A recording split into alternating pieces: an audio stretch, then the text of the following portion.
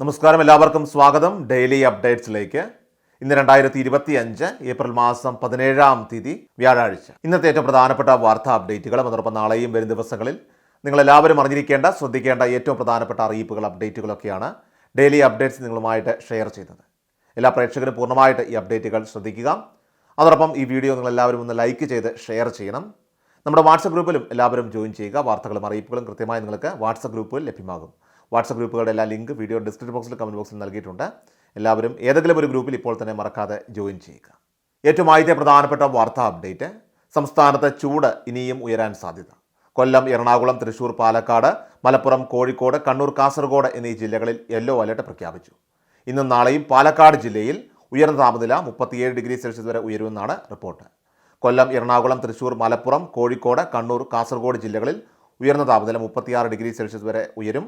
ജനങ്ങൾ ജാഗ്രത പാലിക്കണമെന്ന് സംസ്ഥാന ദുരന്തനിവാരണ അതോറിറ്റി മുന്നറിയിപ്പ് നൽകി. അതേസമയം ചൂടിൻ്റെ കാഠിന്യം കൂടുതലേറിയ പാലക്കാട് ജില്ലയിൽ പ്രത്യേക താപനില മുന്നറിയിപ്പും പുറപ്പെടുവിച്ചിട്ടുണ്ട്.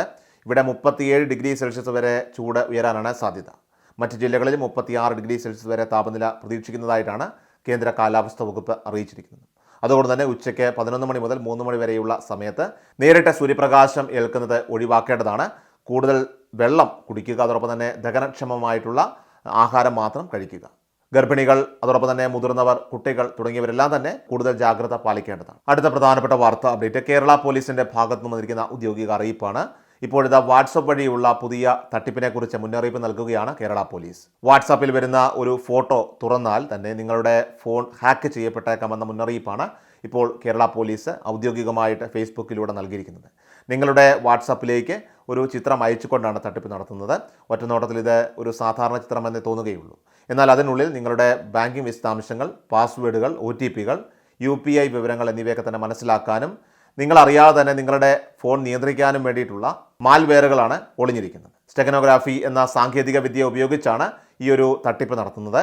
ഇതിലൂടെ ഫോൺ ഹാക്ക് ചെയ്യാൻ ആവശ്യമായിട്ടുള്ള ഡാറ്റ രഹസ്യമായി ചിത്രങ്ങളിൽ ഒളിപ്പിച്ചു വയ്ക്കുന്നു. നിങ്ങൾ ആ ഒരു ചിത്രം ക്ലിക്ക് ചെയ്ത് തുറക്കുമ്പോൾ നിങ്ങളുടെ ഫോണിൻ്റെ നിയന്ത്രണം തട്ടിപ്പുകാർ കൈക്കലാക്കും. മറ്റ് തട്ടിപ്പുകളിൽ നിന്നും വ്യത്യസ്തമായി നിങ്ങൾക്കൊരു OTP മുന്നറിയിപ്പ് പോലും ലഭിക്കുകയില്ല. ഒരിക്കലും അറിയാത്ത നമ്പറുകളിൽ നിന്നുള്ള ചിത്രങ്ങളോ അല്ലെങ്കിൽ വീഡിയോകളോ ഒക്കെ നിങ്ങൾക്ക് ലഭിക്കുകയാണെങ്കിൽ അത് ഡൗൺലോഡ് ചെയ്യുകയോ ലിങ്കുകളിൽ ക്ലിക്ക് ചെയ്യുകയോ ചെയ്യരുത്. അതോടൊപ്പം തന്നെ നിങ്ങളുടെ വാട്സപ്പ് സെറ്റിംഗ്സിൽ മീഡിയ ഓട്ടോ ഡൗൺലോഡ് എന്ന ഓപ്ഷൻ ഓഫ് ആക്കണം.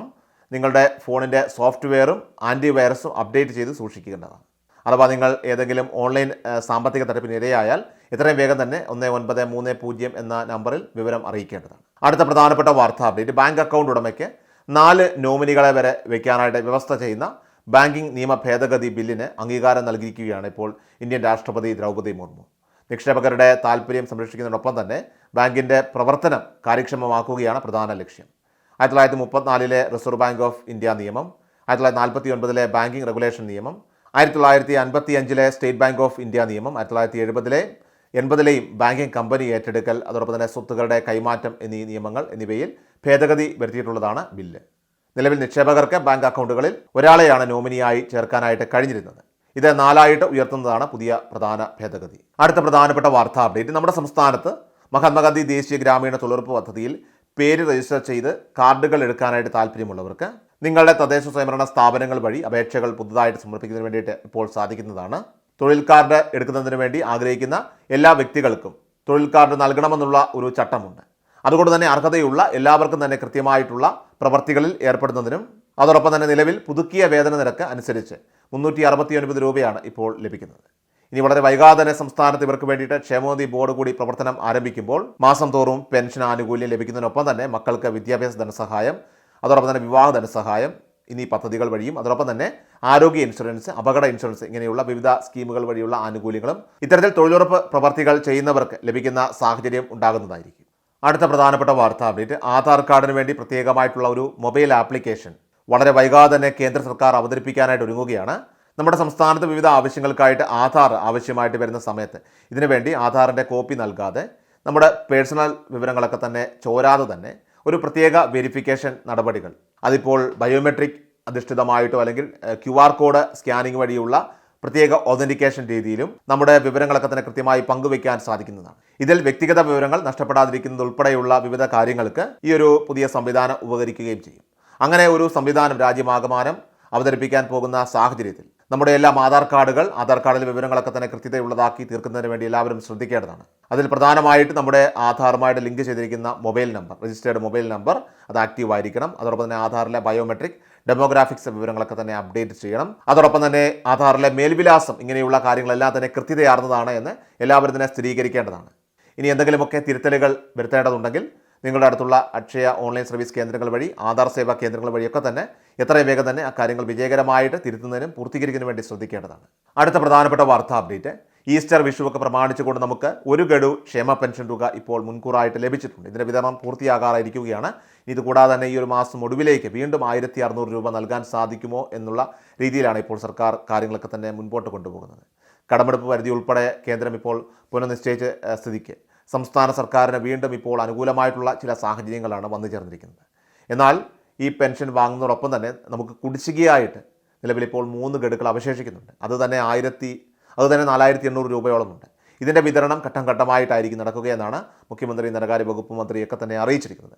അതായത് വിശേഷ ദിവസങ്ങളോടനുബന്ധിച്ചൊക്കെ ഒന്നോ അതിലധികമോ ഗഡുക്കളൊക്കെ തന്നെ വിതരണം ചെയ്യുന്ന രീതി നമ്മുടെ സംസ്ഥാനത്തുണ്ട്. അപ്പോൾ ആ ഒരു രീതിയിലായിരിക്കും സർക്കാർ ഇതുമായി ബന്ധപ്പെട്ടുള്ള നടപടികൾ സ്വീകരിക്കുക.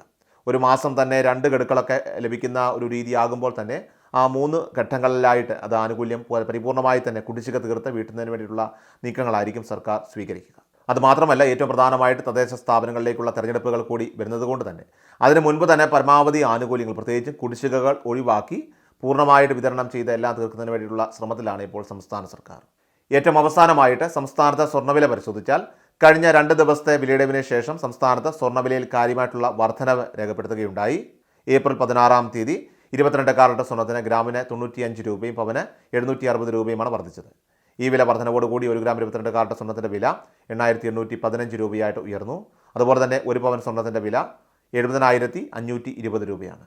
ഡെയിലി അപ്ഡേറ്റ്സ് പൂർണ്ണമാവുകയാണ്. എല്ലാവരിലേക്കും ഈ അപ്ഡേറ്റ്സ് ഇപ്പോൾ തന്നെ എല്ലാവരും ഷെയർ ചെയ്യുക. ഒപ്പം നമ്മുടെ വാട്സപ്പ് ഗ്രൂപ്പിൽ ജോയിൻ ചെയ്യുക. വാർത്തകളും അറിയിപ്പുകളും കൃത്യമായി നിങ്ങൾക്ക് വാട്സപ്പ് ഗ്രൂപ്പുകളിൽ ലഭ്യമാകും. നമ്മുടെ വാട്സപ്പ് ഗ്രൂപ്പുകളുടെ ലിങ്ക് വീഡിയോ ഡിസ്ക്രിപ്ഷൻ ബോക്സിലും കമൻറ്റ് ബോക്സിലും നൽകിയിട്ടുണ്ട്. എല്ലാവരും മറക്കാതെ ഏതെങ്കിലും ഒരു ഗ്രൂപ്പിൽ ഇപ്പോൾ തന്നെ ജോയിൻ ചെയ്യുക. ഒപ്പം വാർത്തകൾ എല്ലാവരിലേക്കും മറക്കാതെ ഷെയർ ചെയ്യുക. വീണ്ടും ഡെയിലി അപ്ഡേറ്റ്സുമായിട്ട് നമുക്ക് നാളെ കാണാം. കൃഷൽ മീഡിയ എല്ലാ ദിവസവും വാർത്തകളും അറിയിപ്പുകളും ലഭിക്കുന്നതിനായി ചാനൽ സബ്സ്ക്രൈബ് ചെയ്യുക. വീഡിയോയുടെ നോട്ടിഫിക്കേഷൻ ഉടൻ ലഭിക്കുന്നതിനായി ബെല്ലൈക്കൺ അമർത്തുക.